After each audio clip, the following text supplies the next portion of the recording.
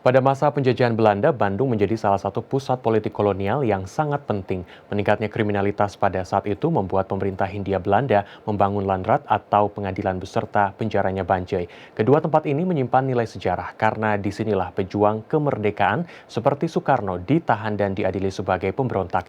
Kini bangunan yang menjadi cikal bakal terbentuknya NKRI ini masih kokoh berdiri. Bangunan bercat putih di Jalan ABC Kota Bandung ini masih berdiri kokoh walau tidak lagi digunakan.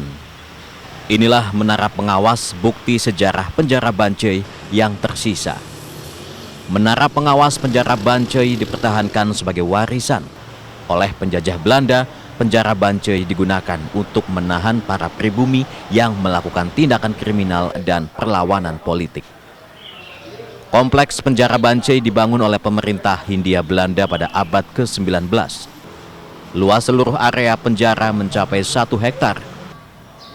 Pada 1930, Soekarno pernah mendekam di Banjai karena dituduh melakukan pemberontakan. Kamar yang menghadap ke barat berukuran 2,1 kali 1,46 meter ini menjadi saksi bisu pengorbanan Soekarno memperjuangkan kemerdekaan Indonesia. Yang dulu kan yang di sel di sini 4 orang ya, Pak Gatot Mangkupraja, Pak Maskun, Supradinata. Cuman yang disesakan nomor 5-nya, yang bekas beliau ketua PNI dulu. Yeah. Itu waktu dulu kan di sini ada 16 sel tahanan politik. Yeah. Ini yang menghadap ke barat 8 sel tahanan, yang dari barat ke timur 8. Itu yang sesana tahanan PPT, kalau sekarang umum lah kelas menengah ke bawah gitu.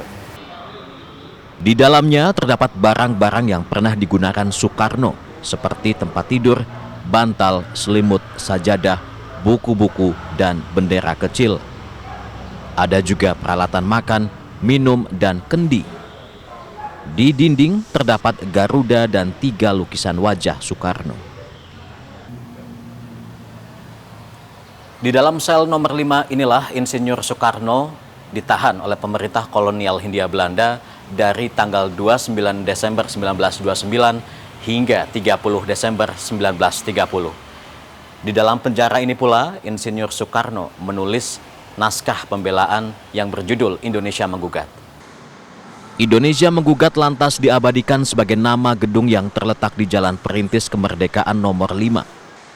Dahulu, gedung yang dibangun pada 1907 ini kerap digunakan sebagai landrat atau tempat mengadili para pejuang kemerdekaan yang memberontak terhadap kebijakan pemerintah kolonial Belanda, termasuk Presiden Soekarno. Untuk ruang-ruangan yang menjadi nilai sejarah itu ada 3 ruangan ya, Kang ya. Pertama ada ruang persidangan, kedua ada ruang tunggu para hakim jaksa sebelum masuk ke ruang persidangan, dan ketiga itu ada ruangan tunggu. Jadi pada yang mau di persidangan itu ditunggukan dulu di sini itu sih. Salah satu peristiwa penting yang tercatat dalam sejarah adalah saat Soekarno yang saat itu dianggap sebagai pemberontak disidang. Ruangan ini menjadi saksi bisu bagi para tokoh pejuang kemerdekaan Indonesia, yaitu Soekarno dan 3 orang rekannya dari Partai PNI, yaitu Gatot Mangkupraja, Maskun, dan Supradinata yang pernah diadili oleh pemerintah Hindia Belanda pada tahun 1930. Dalam persidangan yang digelar, Soekarno melakukan pembelaan dengan membacakan pledoi yang berkaitan dengan penderitaan rakyat Indonesia. Menurut Guru Besar Ilmu Sejarah Universitas Pajajaran, baik penjara Banjai maupun Landrat merupakan cikal bakal lahirnya negara melalui jalan politik dan perjuangan organisasi. Di tengah-tengah banyak pergerakan, dulu organisasi pergerakan itu melakukan politik kooperatif, jadi bekerja sama, memilih bekerja sama. Soekarno non kooperatif mengambil, jadi siap yang sangat bersebangan dan itu dilakukan dan dipandang oleh kami menjadi sangat berbahaya. Pada masa kemerdekaan, bangunan ini berubah fungsi menjadi kantor Palang Merah Indonesia pada 1947 sampai 1949. Landrat itu, Gedung Indonesia Menggugat sekarang namanya itu menjadi Gedung Bangunan Cagar Budaya Kelas A. Nah, kenapa jadi penting? Karena menjadi saksi sejarah perjuangan bangsa Indonesia kan gitu.